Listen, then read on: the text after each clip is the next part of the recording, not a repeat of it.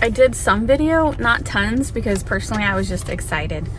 So it was a factory warehouse and everything was boxed up, and then so regular people can go in, you just have to pay retail. So us as a business, I got wholesale for everything except for the novelty items. So I bought a box of wax lips, so unfortunately I paid retail for that, which I didn't realize until after the fact. Most things has price tags on it, but some didn't.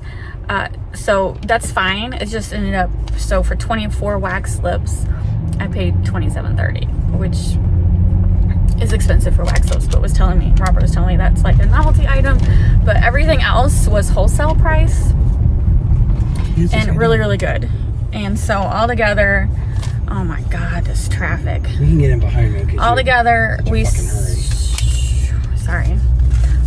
spent $191.61.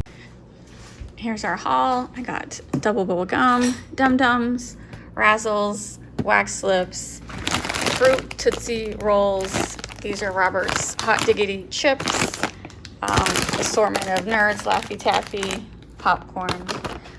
This is the pumpkin seeds, Carmella, whatchamacallit, and mini chickles.